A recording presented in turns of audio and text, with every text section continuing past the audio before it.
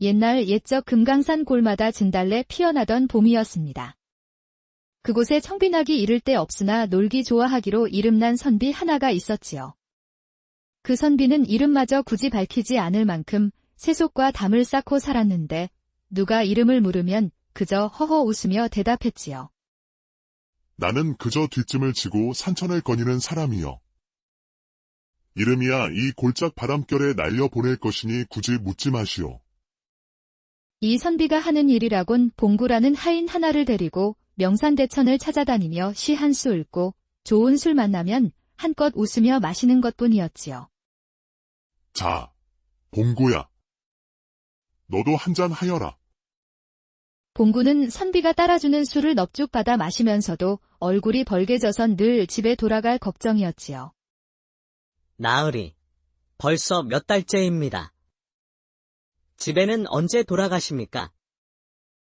허허, 그놈 참 전국 팔도가 내 집이고 고향인데 어딜 돌아간단 말이냐. 봉구는 그 말에 눈만 껌뻑거릴 뿐 아무런 대꾸도 하지 못했습니다. 그날도 선비는 봉구와 함께 금강산 구경을 나섰습니다. 구름이 저리 느리게 흘러도 세월은 잘만 가는데 인간사 무엇이 급해 그리도 허둥대는지 알 수 없구나. 선비가 그렇게 말하고 돌아보니 산어귀 지음의 절 하나가 보였지요. 절 처마에는 조그마한 풍경이 달려 있었는데 그 풍경이 살포시 흔들리는 모양새며 바람이 스며든 절간에서 새어나오는 향내가 참으로 고즈넉하여 선비는 절로 발걸음을 멈추었습니다. 봉구야. 예, 나으리. 저기 저 절집에서 잠시 쉬었다 가자꾸나. 너도 나를 쫓아다니느라 오늘은 힘들겠구나.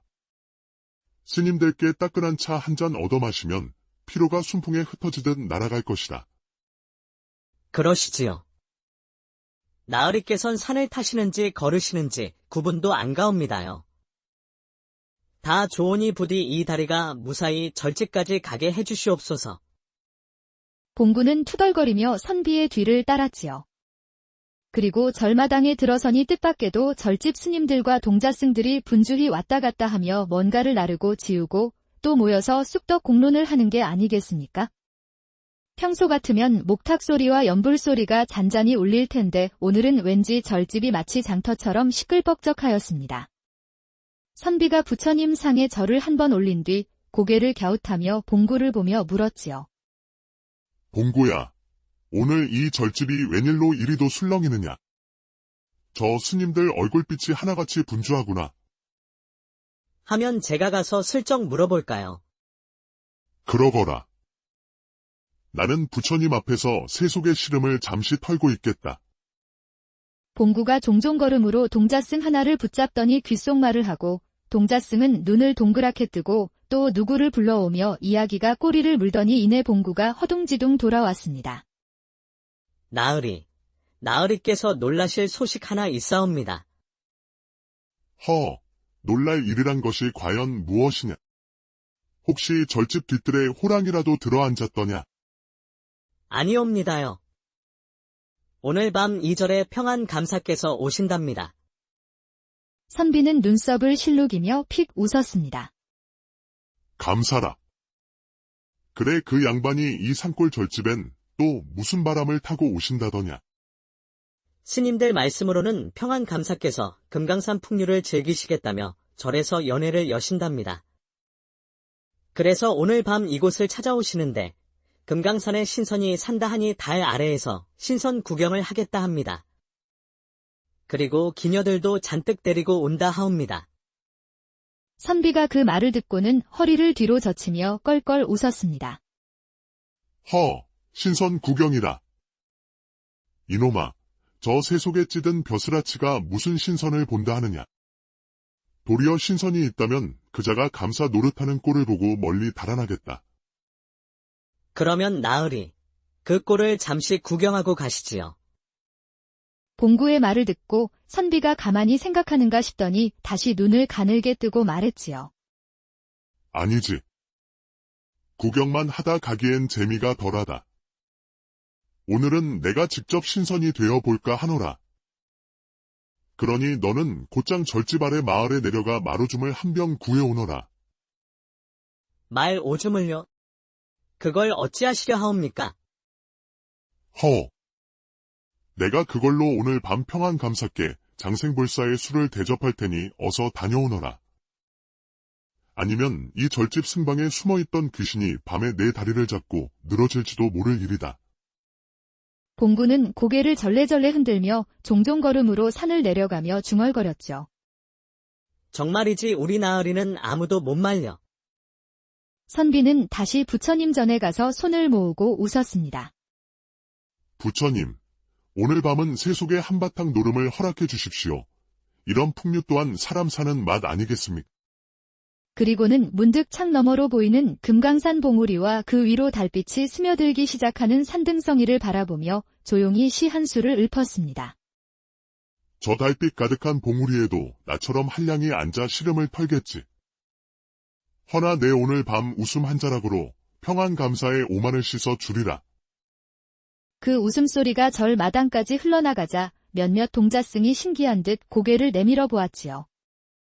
그날 해가 지고 달이 오를 즈음 절집은 온통 불을 수놓은 듯 화려하였고 고요하던 금강산 자락에도 어디선가 풍악소리가 낮게 깔렸습니다. 수십 명 기녀들이 비단 치마를 흩날리며 조심스레 걸어 들어오고 그 뒤로 가마에서 내린 이는 바로 평안감사였지요. 감사의 목소리는 우레 같아 절집 기둥도 움찔할 만큼 컸습니다. 스님들, 오늘 이 잔치는 내 금강산 유람의 백미가 될 것이니 구경꾼이며 시중꾼이며 다 물리고 내 일행만 풍류를 즐기게 해주시오. 그러자 스님들은 두 손 모아 머리를 조아리며 불법의 죄를 짓노라며 사정하였지만 평안감사의 위세에 달리 어쩌질 못했습니다. 그 모습을 멀리서 지켜보던 선비는 봉구가 가져온 작고 투박한 옹기에 노란 마로줌이 찰랑이는 것을 확인하곤 두 눈을 가늘게 뜨고는 껄껄 웃었습니다. 허. 오늘 밤 큰 벼슬을 가진 평안감사께서 장생불사의 술 한 잔 받으시고 기어이 속이 거꾸로 뒤집힐 것이로다. 그리고는 흰 두루마기에 넓은 소매의 겉옷을 입고 머리에 옥비녀를 꽂은 채 봉구에게 붉은 종이띠를 둘러 동자 비슷하게 치장케 하였습니다. 아이고 나으리, 제가 동자란. 이걸로 나서면 소도 웃겠습니다. 허. 귀신도 놀라 달아날 테니 좋지 않으냐. 오늘은 내가 내 동자다. 그리하여 선비는 봉구와 함께 절집 뒤편에 커다란 바위 위로 올라가 달빛이 비추는 곳에 자리를 잡았습니다. 봉구는 옹기에 든 마로줌을 소중히 안고 있었지요. 그리고 선비가 손에 든 가느다란 피리를 입가에 대고 천천히 불기 시작하니 그 소리가 마치 밤길을 갈라 달에까지 닿을 듯 슬프고도 높아 잠시 풍악 소리를 덮고 절집 마당을 스르륵 타고 내려갔습니다. 그때였습니다. 풍악과 기녀들의 춤을 보며 흥이 오를 대로 오른 감사가 호련히 고개를 쳐들더니 깜짝 놀란 눈빛으로 주위를 둘러보며 외쳤습니다. 방금 들은 피리 소리. 저건 인간 세상 소리가 아니다. 혹시 이 금강산 봉우리 위로 신선들이 내려온 것은 아니냐? 그 말에 수행원들이 서로 얼굴을 쳐다보다가 조심스럽게 말했습니다.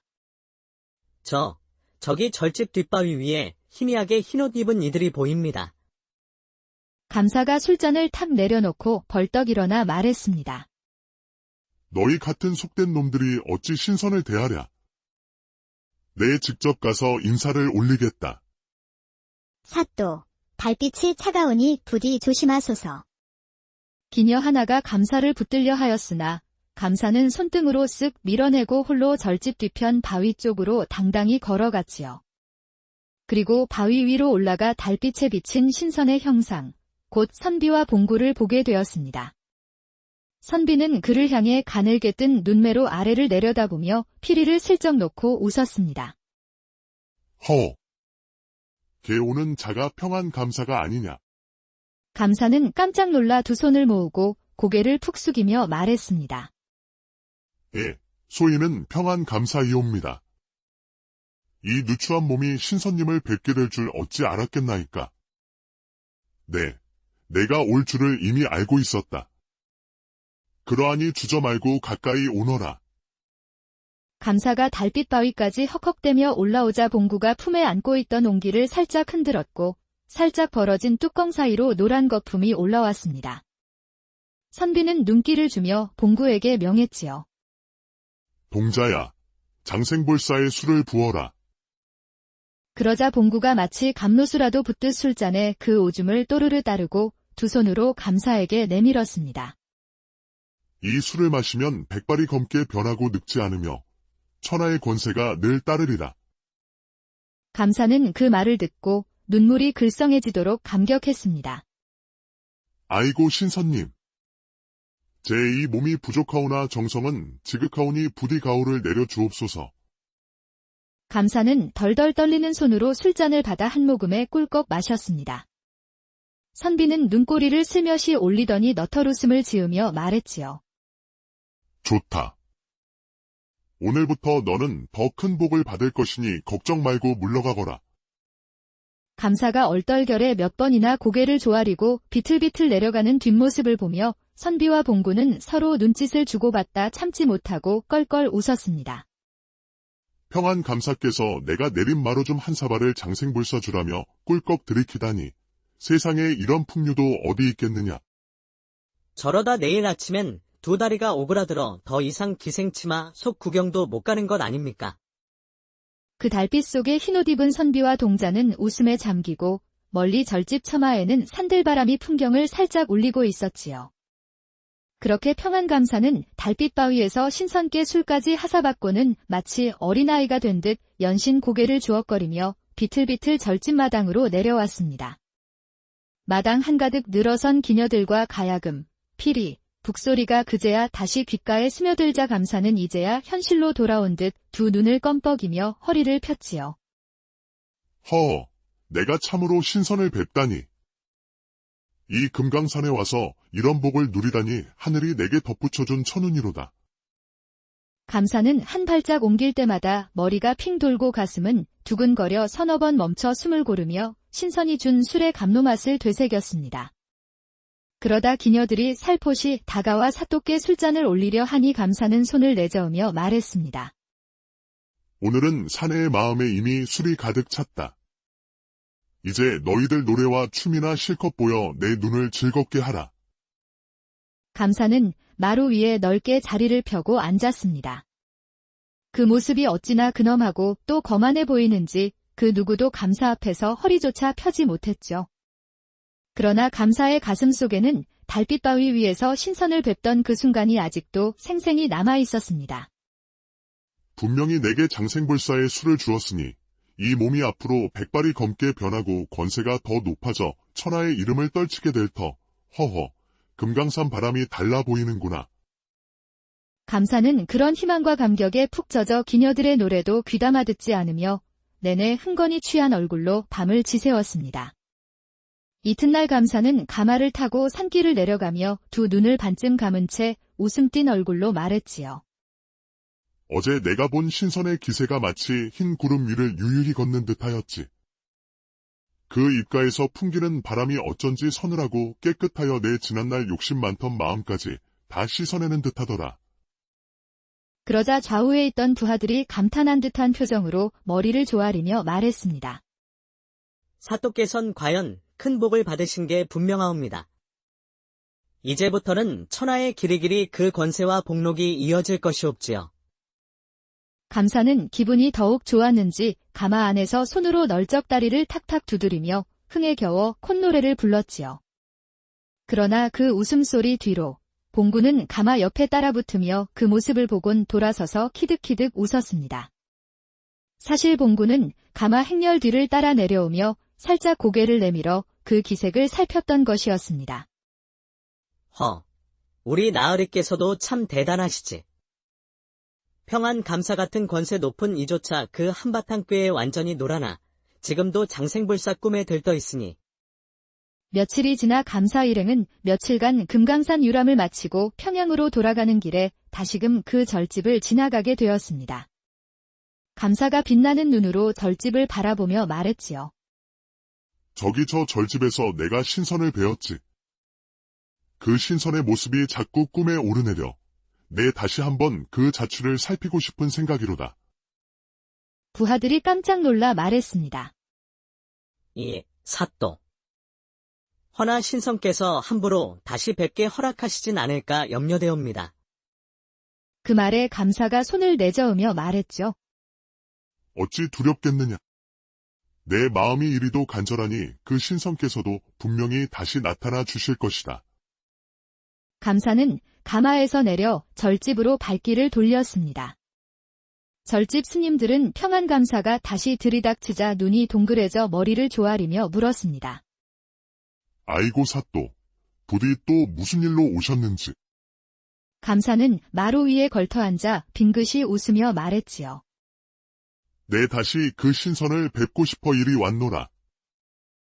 지난번 그 바위 위로 나를 인도하여 그 신선이 혹시 다시 내려오셨는지 보게 하라. 스님들이 서로 눈짓을 하며 속으로는 이 어쩌나 신선이란 건 애초에 그 선비 양반이 장난친 건데 하고 진땀을 뺐습니다. 그러나 마침 그때였습니다. 절 뒤쪽에서 조용히 걸어 들어오는 흰 도포자락이 보이더니 바로 그 선비가 두 손을 뒤로 하고 느긋하게 들어서는 것이 아니겠습니까? 스님들의 얼굴에 안도와 걱정이 뒤섞인 웃음이 번졌습니다.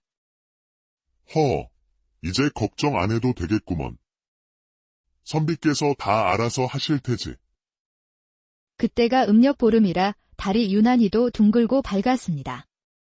절집마당엔 대숲 그림자가 환하게 깔렸고 그 위를 바람이 쓸고 가자 마치 달빛이 물결처럼 일렁이는 듯 보였지요. 그달 아래 고운 연분홍 치마저고리를 입은 한 기녀가 가만히 걸어 나와 손을 모으고 달을 바라보고 있었습니다. 그 얼굴이 어찌나 고왔던지 달빛이 그 기녀에 스며들다 멈칫하는 듯했지요. 어허, 이 밤이 허망타 해도 달빛에 내 마음이 괜히 일렁이는구나. 기녀가 그렇게 낮게 을조리는데 저 건너편에서 피리 소리가 스르르 불려왔습니다. 그 소리가 기녀의 귀에 닿자 눈이 동그래져 피리 소리 나는 쪽으로 고개를 돌렸죠. 그곳에는 흰 두루마기 차림의 선비가 대숲 끝자락에 서서 달을 향해 피리를 불고 있었던 것입니다. 기녀는 깜짝 놀라 두 손으로 입을 가렸습니다. 어찌 저리도 달빛과 한 몸이 된 듯 피리를 불까? 신선인가? 아니면 풍류를 타고 내려온 사내인가? 선비는 피리를 살포시 내리고 기녀를 바라보다가 눈을 가늘게 뜨며 너그럽게 웃었습니다. 이 밤에 홀로 달을 보며 서 있는 그대는 혹 달 속 선녀가 내려온 것은 아니시오. 기녀가 수줍게 웃으며 고개를 숙였습니다. 허면 나으리는 달의 신선이라도 되시옵니까? 신선이라니. 나는 그저 달빛을 빌려 시름을 털려는 풍류객일 뿐이오. 그런데 당신을 보니 달빛보다 얼굴이 더 밝아 그 시름조차 까마득히 잊힐 지경이오. 기녀가 그 말을 듣고 손으로 볼을 가리며 웃음을 터뜨렸습니다. 어머, 나으리도 참 조선 탈도의 달콤한 말 잘하는 선비로 이름이 나실 만하옵니다. 하면 내 그 이름 대신 이 밤에 당신과 술 한 잔 나눌 허락만 받으면 족하겠소. 선비가 손짓하니 봉구가 재빠르게 술병과 잔을 내왔습니다. 달빛 아래 술을 주고받는 두 사람의 그림자가 바닥에 길게 드리워져 마치 달 그림자 속 전설 같은 풍경이었지요. 기녀가 한 모금 마시고 눈을 찡긋하더니 살며시 눈가에 이슬이 맺혔습니다. 나으리, 저는 늘 저 달을 보며 이 고을박 세상이 얼마나 넓은지, 저 달빛이 어찌 다른 산에도 똑같이 내리는지 늘 궁금하였사옵니다. 하면 내 그 물음에 답해드리지요. 저 달빛은 어디서 보아도 같소. 허나 그 달빛을 받는 이는 저마다 다르니 이 밤이 그대에게는 슬프고 내게는 고운 밤일 수도 있는 것이오. 기녀가 그 말을 듣고 살포시 선비 쪽으로 몸을 기울였습니다. 그래도 오늘 이 밤은 달빛도, 내 마음도 모두 고와 보이옵니다. 그때였습니다. 저편 마당 쪽에서 굵직한 목소리가 울렸습니다. 거기 누구냐? 이 밤에 내 기녀와 다정히 술을 나누는 그대는 누구인가? 두 사람은 놀라 고개를 돌렸지요. 그곳엔 다름 아닌 평안감사가 부하들과 함께 서서 눈을 부릅뜨고 그들을 노려보고 있었지요. 기녀는 화들짝 놀라 얼굴을 숙였고 선비는 두 손을 뒤로 하고 태연히 웃었습니다. 저 달빛에도 안 뺏길 정경을 사토께서 뺏으려 오셨을까? 감사가 코를 벌름거리며 턱수염을 쓸어내리더니 버럭하고 소리를 질렀지요. 감히 이놈. 저 기녀는 내 연애에 부른 몸이거늘 내가 이 산골에서 풍류랍시고 사통을 벌이느냐. 그러자 선비가 눈꼬리를 치켜올리며 껄껄 웃으며 말했지요. 허면 사토께서는 저번에 신성께 장생불사의 술을 받아 마시고도 여전히 속된 질투를 놓지 못하셨을까. 감사의 얼굴이 삽시간에 시뻘개져 무처럼 달아올랐습니다. 너 이놈.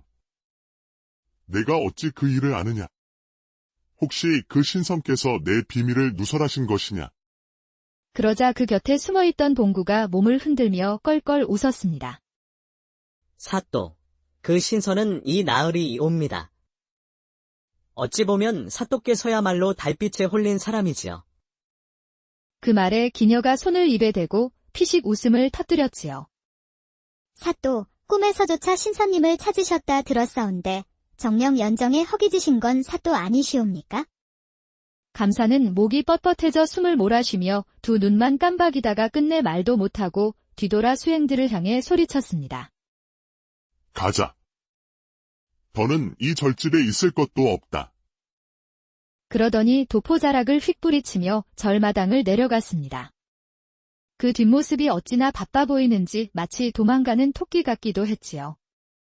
선비와 기녀는 서로를 바라보다 참지 못하고 깔깔 웃었습니다. 기녀가 손등으로 눈가를 살짝 훔치며 말했습니다.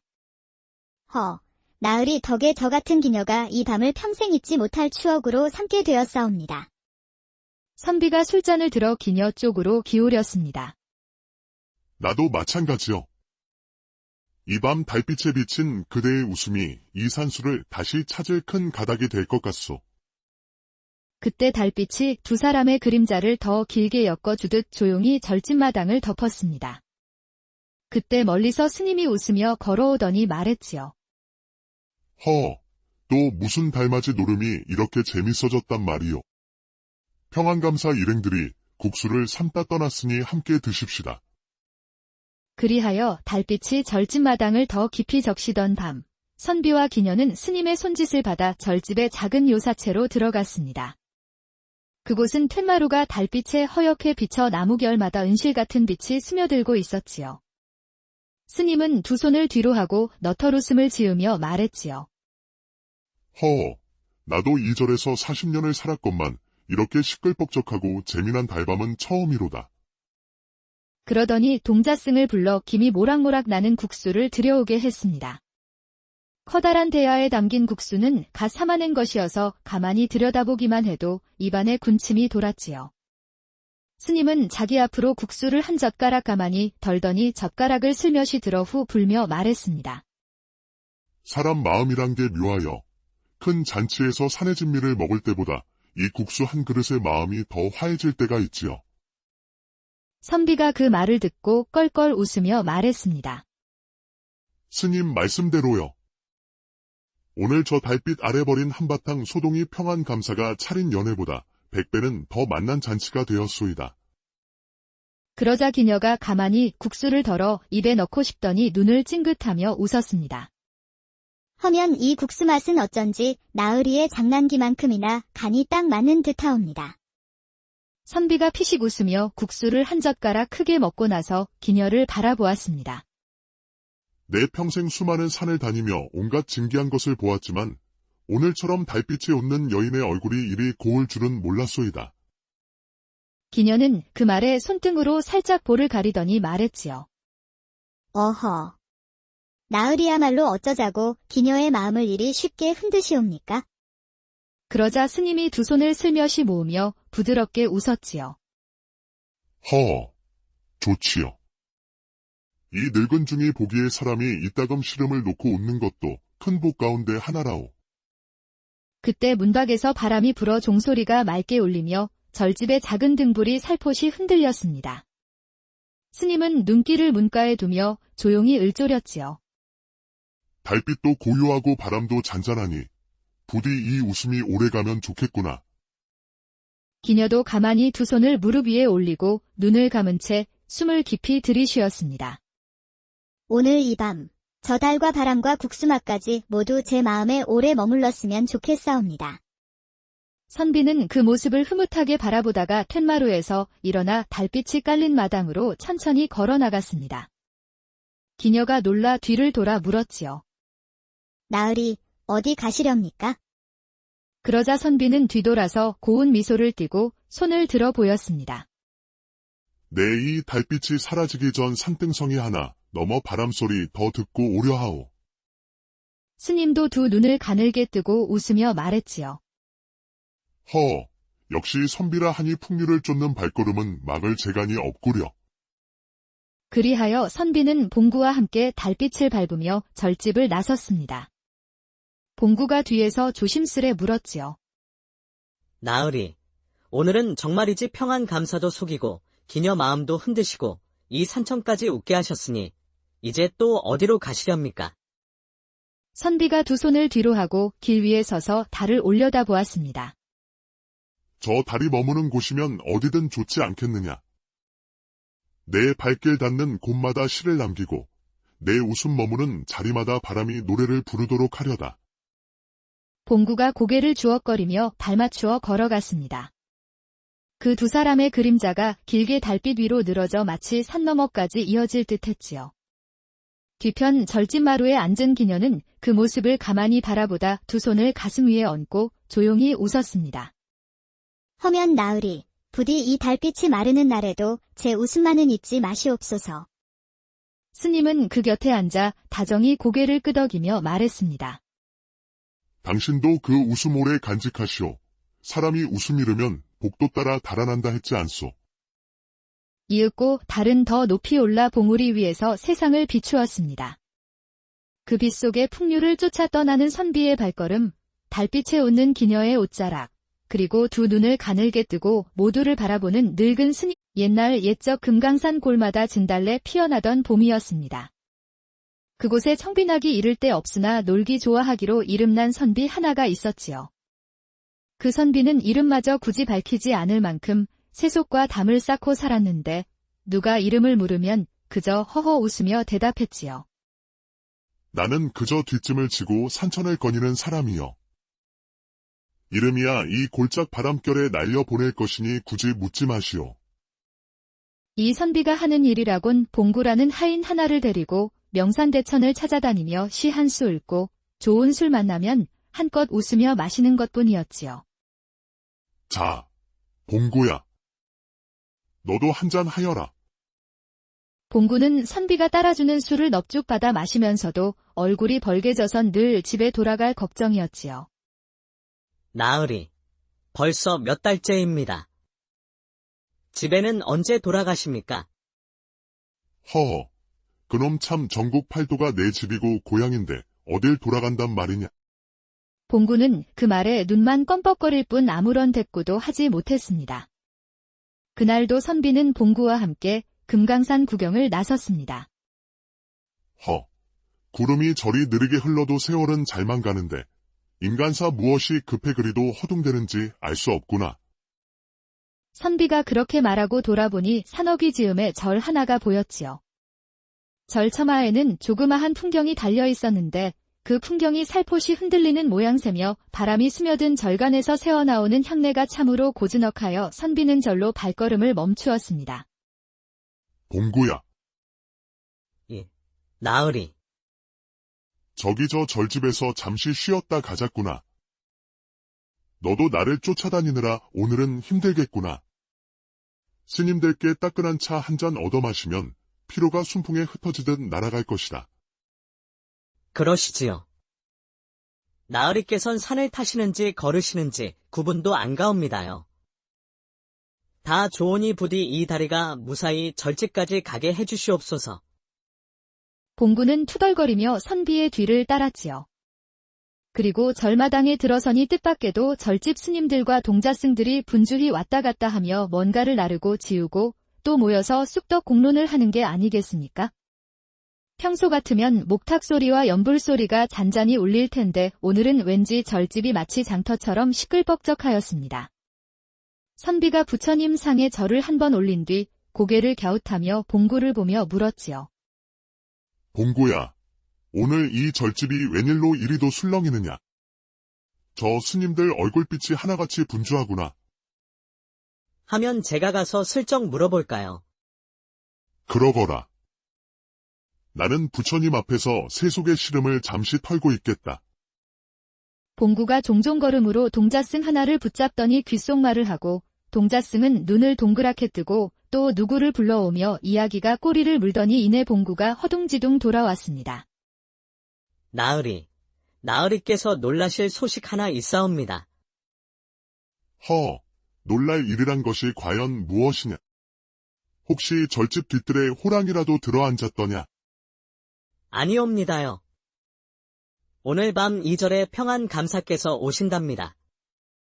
선비는 눈썹을 실룩이며 픽 웃었습니다. 감사라. 그래 그 양반이 이 산골 절집엔 또 무슨 바람을 타고 오신다더냐? 스님들 말씀으로는 평안감사께서 금강산 풍류를 즐기시겠다며 절에서 연회를 여신답니다. 그래서 오늘 밤 이곳을 찾아오시는데 금강산에 신선이 산다 하니 달 아래에서 신선 구경을 하겠다 합니다. 그리고 기녀들도 잔뜩 데리고 온다 하옵니다. 선비가 그 말을 듣고는 허리를 뒤로 젖히며 껄껄 웃었습니다. 신선 구경이라.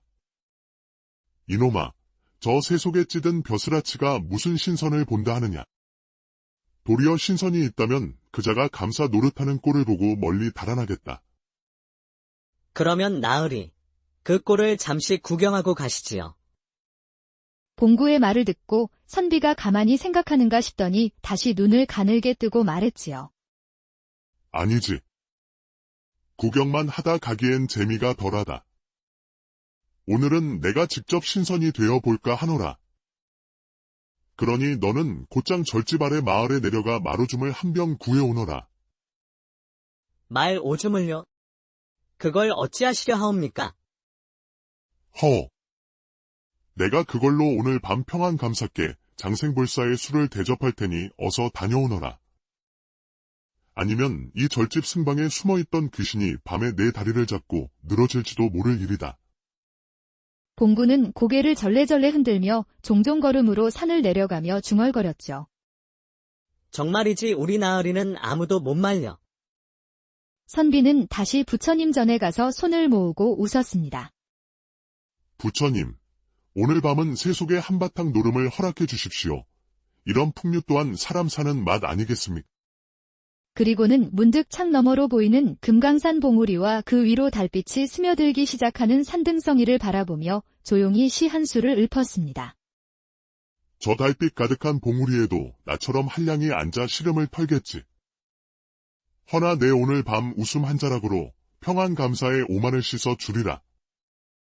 그 웃음소리가 절 마당까지 흘러나가자 몇몇 동자승이 신기한 듯 고개를 내밀어 보았지요. 그날 해가 지고 달이 오를 즈음 절집은 온통 불을 수놓은 듯 화려하였고 고요하던 금강산 자락에도 어디선가 풍악소리가 낮게 깔렸습니다. 수십 명 기녀들이 비단 치마를 흩날리며 조심스레 걸어 들어오고 그 뒤로 가마에서 내린 이는 바로 평안감사였지요. 감사의 목소리는 우레 같아 절집 기둥도 움찔할 만큼 컸습니다. 스님들, 오늘 이 잔치는 내 금강산 유람의 백미가 될 것이니 구경꾼이며 시중꾼이며 다 물리고 내 일행만 풍류를 즐기게 해주시오. 그러자 스님들은 두 손 모아 머리를 조아리며 불법의 죄를 짓노라며 사정하였지만 평안감사의 위세에 달리 어쩌질 못했습니다. 그 모습을 멀리서 지켜보던 선비는 봉구가 가져온 작고 투박한 옹기에 노란 마로줌이 찰랑이는 것을 확인하곤 두 눈을 가늘게 뜨고는 껄껄 웃었습니다. 오늘 밤 큰 벼슬을 가진 평안감사께서 장생불사의 술 한 잔 받으시고 기어이 속이 거꾸로 뒤집힐 것이로다. 그리고는 흰 두루마기에 넓은 소매의 겉옷을 입고 머리에 옥비녀를 꽂은 채 봉구에게 붉은 종이띠를 둘러 동자 비슷하게 치장케 하였습니다.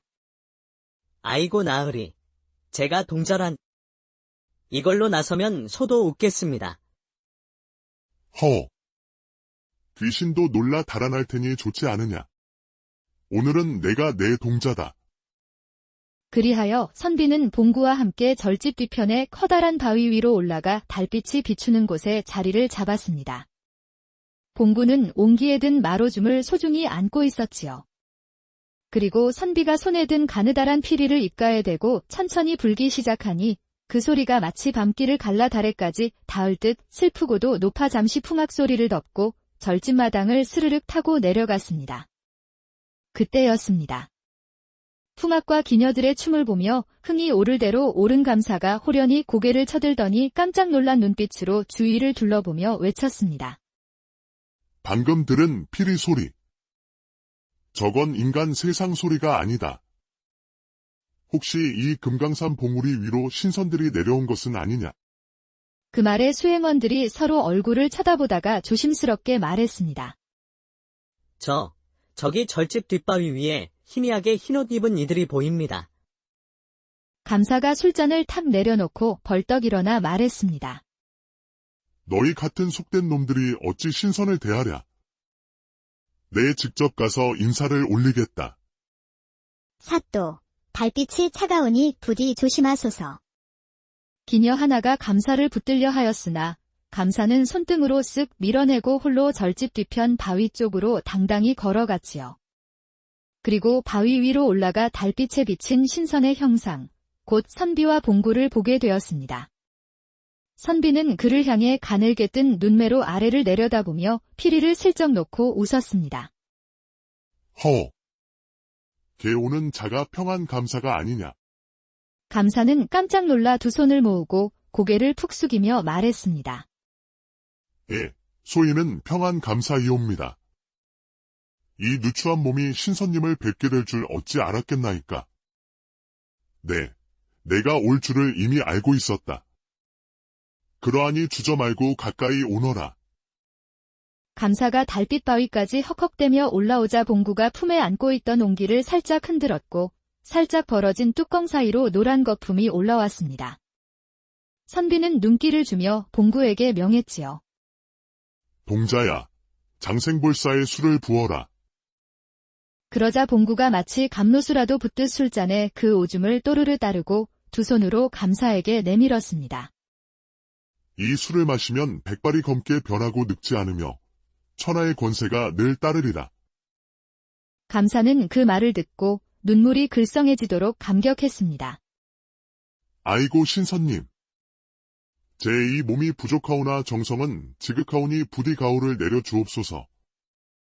감사는 덜덜 떨리는 손으로 술잔을 받아 한 모금에 꿀꺽 마셨습니다. 선비는 눈꼬리를 슬며시 올리더니 너털웃음을 지으며 말했지요. 좋다.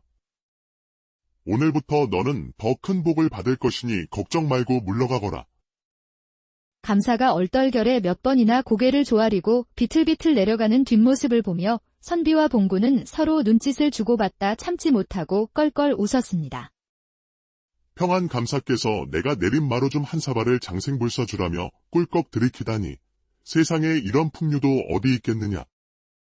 저러다 내일 아침엔 두 다리가 오그라들어 더 이상 기생치마 속 구경도 못 가는 것 아닙니까? 그 달빛 속에 흰옷 입은 선비와 동자는 웃음에 잠기고 멀리 절집 처마에는 산들바람이 풍경을 살짝 울리고 있었지요. 그렇게 평안감사는 달빛 바위에서 신선께 술까지 하사받고는 마치 어린아이가 된 듯 연신 고개를 주걱거리며 비틀비틀 절집 마당으로 내려왔습니다. 마당 한가득 늘어선 기녀들과 가야금, 피리, 북소리가 그제야 다시 귓가에 스며들자 감사는 이제야 현실로 돌아온 듯 두 눈을 껌뻑이며 허리를 폈지요. 허, 내가 참으로 신선을 뵙다니. 이 금강산에 와서 이런 복을 누리다니 하늘이 내게 덧붙여준 천운이로다. 감사는 한 발짝 옮길 때마다 머리가 핑 돌고 가슴은 두근거려 서너 번 멈춰 숨을 고르며 신선이 준 술의 감로맛을 되새겼습니다. 그러다 기녀들이 살포시 다가와 사또께 술잔을 올리려 하니 감사는 손을 내저으며 말했습니다. 오늘은 사내의 마음에 이미 술이 가득 찼다. 이제 너희들 노래와 춤이나 실컷 보여 내 눈을 즐겁게 하라.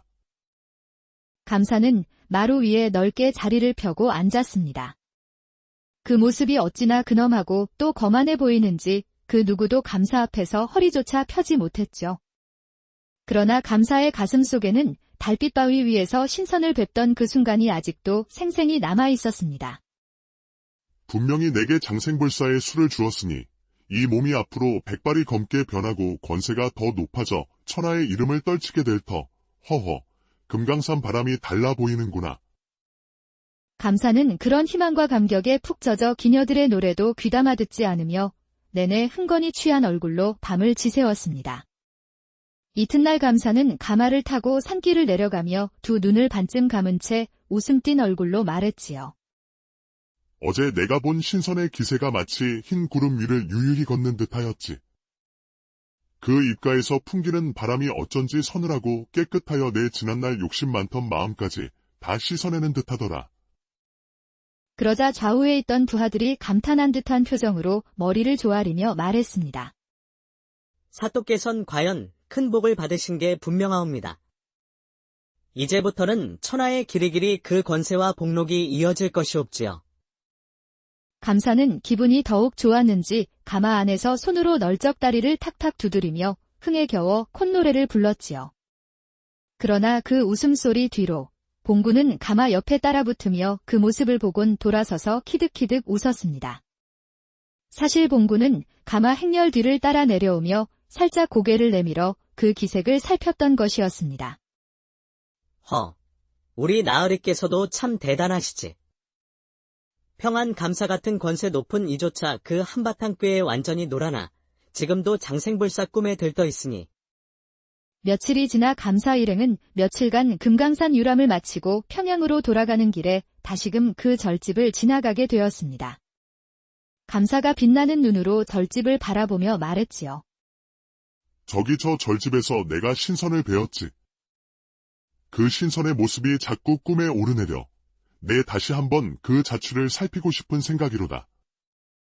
부하들이 깜짝 놀라 말했습니다. 사또.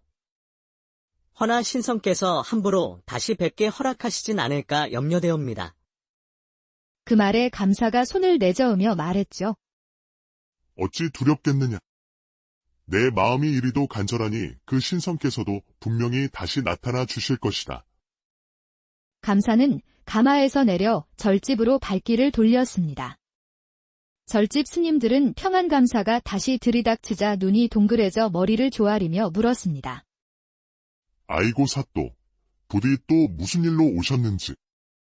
감사는 마루 위에 걸터앉아 빙긋이 웃으며 말했지요. 내 다시 그 신선을 뵙고 싶어 이리 왔노라. 지난번 그 바위 위로 나를 인도하여 그 신선이 혹시 다시 내려오셨는지 보게 하라. 스님들이 서로 눈짓을 하며 속으로는 이 어쩌나 신선이란 건 애초에 그 선비 양반이 장난친 건데 하고 진땀을 뺐습니다. 그러나 마침 그때였습니다. 절 뒤쪽에서 조용히 걸어 들어오는 흰 도포자락이 보이더니 바로 그 선비가 두 손을 뒤로 하고 느긋하게 들어서는 것이 아니겠습니까? 스님들의 얼굴에 안도와 걱정이 뒤섞인 웃음이 번졌습니다. 이제 걱정 안 해도 되겠구먼. 선비께서 다 알아서 하실 테지. 그때가 음력 보름이라 달이 유난히도 둥글고 밝았습니다. 절집마당엔 대숲 그림자가 환하게 깔렸고 그 위를 바람이 쓸고 가자 마치 달빛이 물결처럼 일렁이는 듯 보였지요. 그달 아래 고운 연분홍 치마저고리를 입은 한 기녀가 가만히 걸어 나와 손을 모으고 달을 바라보고 있었습니다. 그 얼굴이 어찌나 고왔던지 달빛이 그 기녀에 스며들다 멈칫하는 듯했지요. 이 밤이 허망타 해도 달빛에 내 마음이 괜히 일렁이는구나. 기녀가 그렇게 낮게 을조리는데 저 건너편에서 피리 소리가 스르르 불려왔습니다. 그 소리가 기녀의 귀에 닿자 눈이 동그래져 피리 소리 나는 쪽으로 고개를 돌렸죠. 그곳에는 흰 두루마기 차림의 선비가 대숲 끝자락에 서서 달을 향해 피리를 불고 있었던 것입니다. 기녀는 깜짝 놀라 두 손으로 입을 가렸습니다. 어찌 저리도 달빛과 한 몸이 된 듯 피리를 불까? 신선인가? 아니면 풍류를 타고 내려온 사내인가? 선비는 피리를 살포시 내리고 기녀를 바라보다가 눈을 가늘게 뜨며 너그럽게 웃었습니다. 이 밤에 홀로 달을 보며 서 있는 그대는 혹 달 속 선녀가 내려온 것은 아니시오. 기녀가 수줍게 웃으며 고개를 숙였습니다. 허면 나으리는 달의 신선이라도 되시옵니까? 허허, 신선이라니. 나는 그저 달빛을 빌려 시름을 털려는 풍류객일 뿐이오. 그런데 당신을 보니 달빛보다 얼굴이 더 밝아 그 시름조차 까마득히 잊힐 지경이요. 기녀가 그 말을 듣고 손으로 볼을 가리며 웃음을 터뜨렸습니다. 어머, 나으리도 참 조선 탈도의 달콤한 말 잘하는 선비로 이름이 나실 만하옵니다. 하면 내 그 이름 대신 이 밤에 당신과 술 한 잔 나눌 허락만 받으면 족하겠소. 선비가 손짓하니 봉구가 재빠르게 술병과 잔을 내왔습니다. 달빛 아래 술을 주고받는 두 사람의 그림자가 바닥에 길게 드리워져 마치 달 그림자 속 전설 같은 풍경이었지요. 기녀가 한 모금 마시고 눈을 찡긋하더니 살며시 눈가에 이슬이 맺혔습니다.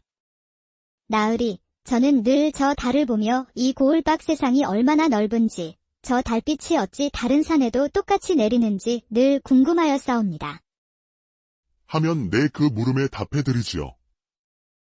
저 달빛은 어디서 보아도 같소. 허나 그 달빛을 받는 이는 저마다 다르니 이 밤이 그대에게는 슬프고 내게는 고운 밤일 수도 있는 것이오. 기녀가 그 말을 듣고 살포시 선비 쪽으로 몸을 기울였습니다. 그래도 오늘 이 밤은 달빛도 내 마음도 모두 고와 보이옵니다. 그때였습니다. 저편 마당 쪽에서 굵직한 목소리가 울렸습니다. 거기 누구냐? 이 밤에 내 기녀와 다정히 술을 나누는 그대는 누구인가? 두 사람은 놀라 고개를 돌렸지요. 그곳엔 다름 아닌 평안감사가 부하들과 함께 서서 눈을 부릅뜨고 그들을 노려보고 있었지요. 기녀는 화들짝 놀라 얼굴을 숙였고 선비는 두 손을 뒤로 하고 태연히 웃었습니다. 허, 저 달빛에도 안 뺏길 정경을 사또께서 뺏으려 오셨을까? 감사가 코를 벌름거리며 턱수염을 쓸어내리더니 버럭하고 소리를 질렀지요. 감히 이놈! 저 기녀는 내 연애에 부른 몸이거늘 내가 이 산골에서 풍류랍시고 사통을 벌이느냐? 그러자 선비가 눈꼬리를 치켜올리며 껄껄 웃으며 말했지요.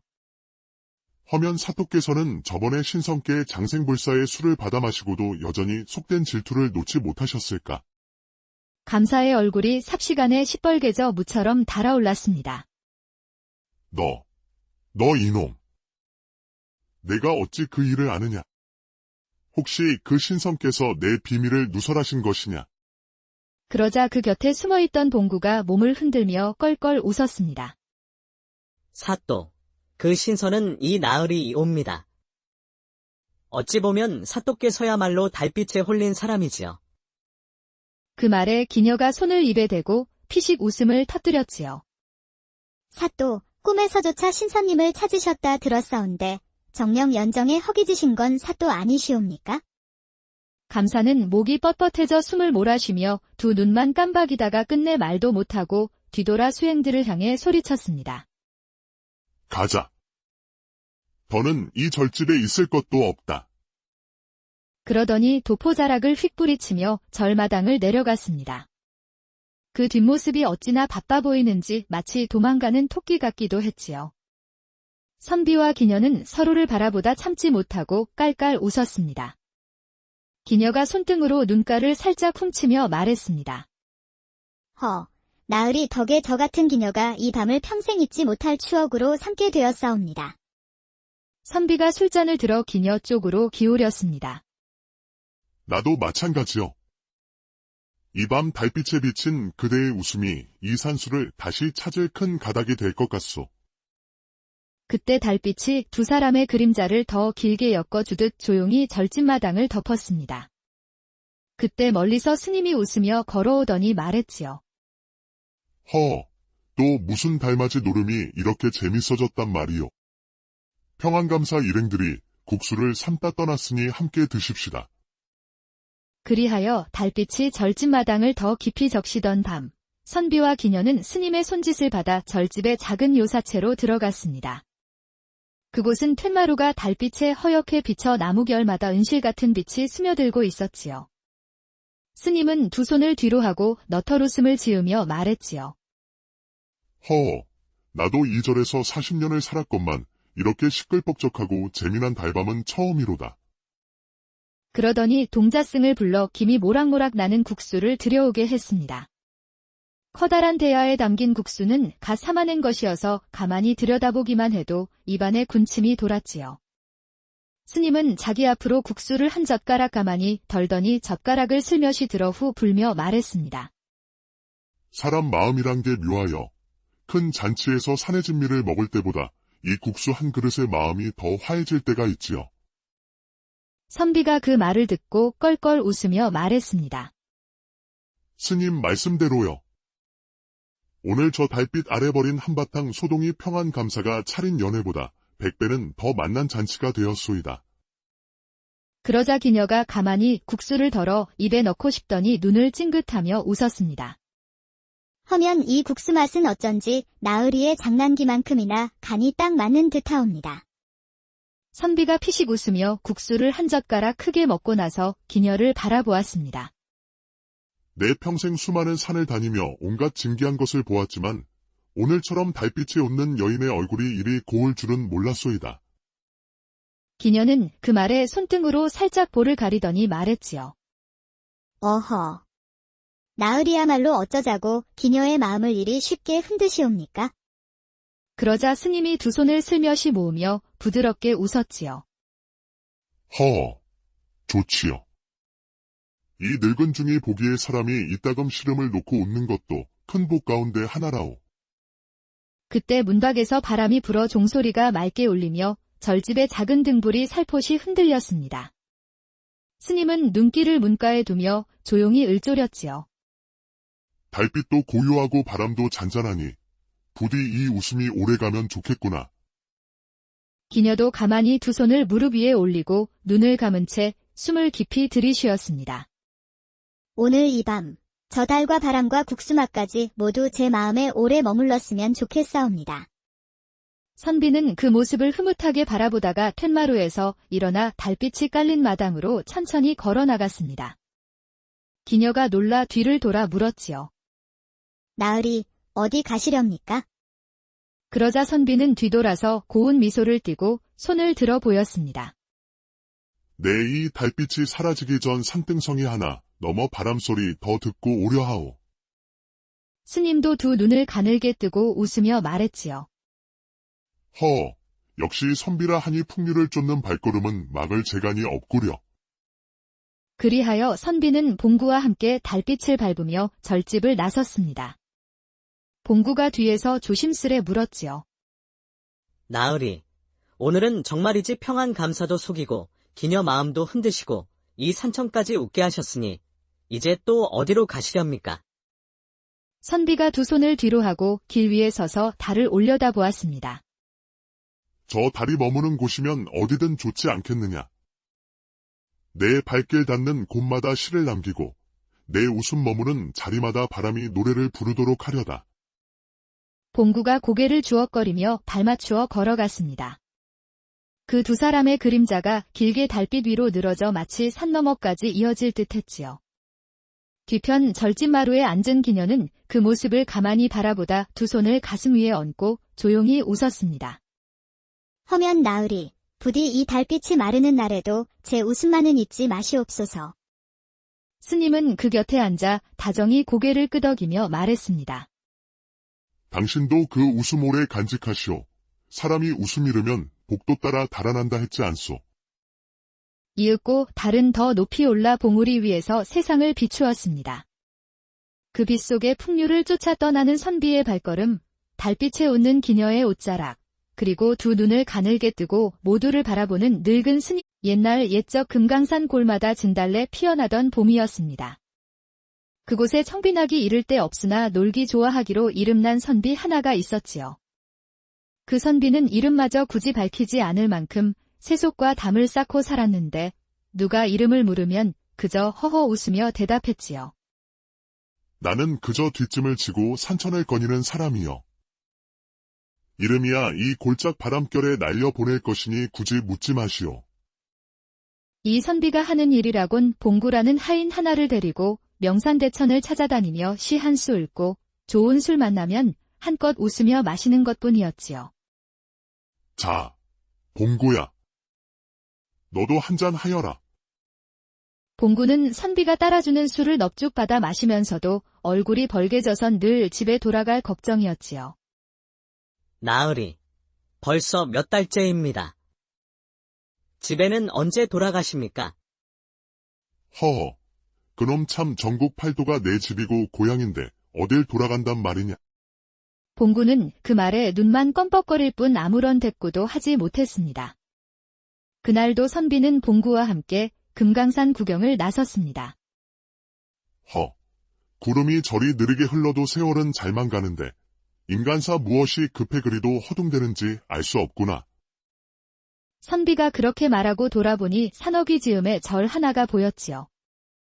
절 처마에는 조그마한 풍경이 달려 있었는데 그 풍경이 살포시 흔들리는 모양새며 바람이 스며든 절간에서 새어나오는 향내가 참으로 고즈넉하여 선비는 절로 발걸음을 멈추었습니다. 봉구야, 예, 나으리. 저기 저 절집에서 잠시 쉬었다 가자꾸나. 너도 나를 쫓아다니느라 오늘은 힘들겠구나. 스님들께 따끈한 차 한 잔 얻어 마시면 피로가 순풍에 흩어지듯 날아갈 것이다. 그러시지요. 나으리께선 산을 타시는지 걸으시는지 구분도 안 가옵니다요. 다 좋으니 부디 이 다리가 무사히 절집까지 가게 해주시옵소서. 봉구는 투덜거리며 선비의 뒤를 따랐지요. 그리고 절마당에 들어서니 뜻밖에도 절집 스님들과 동자승들이 분주히 왔다 갔다 하며 뭔가를 나르고 지우고 또 모여서 쑥떡 공론을 하는 게 아니겠습니까? 평소 같으면 목탁 소리와 연불 소리가 잔잔히 울릴 텐데 오늘은 왠지 절집이 마치 장터처럼 시끌벅적하였습니다. 선비가 부처님 상에 절을 한 번 올린 뒤 고개를 갸웃하며 봉구를 보며 물었지요. 봉구야, 오늘 이 절집이 웬일로 이리도 술렁이느냐? 저 스님들 얼굴빛이 하나같이 분주하구나. 하면 제가 가서 슬쩍 물어볼까요? 그러거라. 나는 부처님 앞에서 세속의 시름을 잠시 털고 있겠다. 봉구가 종종 걸음으로 동자승 하나를 붙잡더니 귓속말을 하고 동자승은 눈을 동그랗게 뜨고 또 누구를 불러오며 이야기가 꼬리를 물더니 이내 봉구가 허둥지둥 돌아왔습니다. 나으리께서 놀라실 소식 하나 있사옵니다. 놀랄 일이란 것이 과연 무엇이냐? 혹시 절집 뒤뜰에 호랑이라도 들어앉았더냐? 아니옵니다요. 오늘 밤 이 절에 평안감사께서 오신답니다. 선비는 눈썹을 실룩이며 픽 웃었습니다. 감사라. 그래 그 양반이 이 산골 절집엔 또 무슨 바람을 타고 오신다더냐? 스님들 말씀으로는 평안감사께서 금강산 풍류를 즐기시겠다며 절에서 연회를 여신답니다. 그래서 오늘 밤 이곳을 찾아오시는데 금강산에 신선이 산다 하니 달 아래에서 신선 구경을 하겠다 합니다. 그리고 기녀들도 잔뜩 데리고 온다 하옵니다. 선비가 그 말을 듣고는 허리를 뒤로 젖히며 껄껄 웃었습니다. 신선 구경이라. 이놈아, 저 세속에 찌든 벼슬아치가 무슨 신선을 본다 하느냐. 도리어 신선이 있다면 그자가 감사 노릇하는 꼴을 보고 멀리 달아나겠다. 그러면 나으리, 그 꼴을 잠시 구경하고 가시지요. 봉구의 말을 듣고 선비가 가만히 생각하는가 싶더니 다시 눈을 가늘게 뜨고 말했지요. 아니지. 구경만 하다 가기엔 재미가 덜하다. 오늘은 내가 직접 신선이 되어 볼까 하노라. 그러니 너는 곧장 절집 아래 마을에 내려가 마루줌을 한 병 구해오너라. 말 오줌을요? 그걸 어찌하시려 하옵니까? 내가 그걸로 오늘 밤 평안감사께 장생불사의 술을 대접할 테니 어서 다녀오너라. 아니면 이 절집 승방에 숨어있던 귀신이 밤에 내 다리를 잡고 늘어질지도 모를 일이다. 봉구는 고개를 절레절레 흔들며 종종 걸음으로 산을 내려가며 중얼거렸죠. 정말이지 우리 나으리는 아무도 못 말려. 선비는 다시 부처님 전에 가서 손을 모으고 웃었습니다. 부처님, 오늘 밤은 새 속의 한바탕 노름을 허락해 주십시오.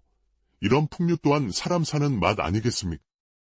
그리고는 문득 창 너머로 보이는 금강산 봉우리와 그 위로 달빛이 스며들기 시작하는 산등성이를 바라보며 조용히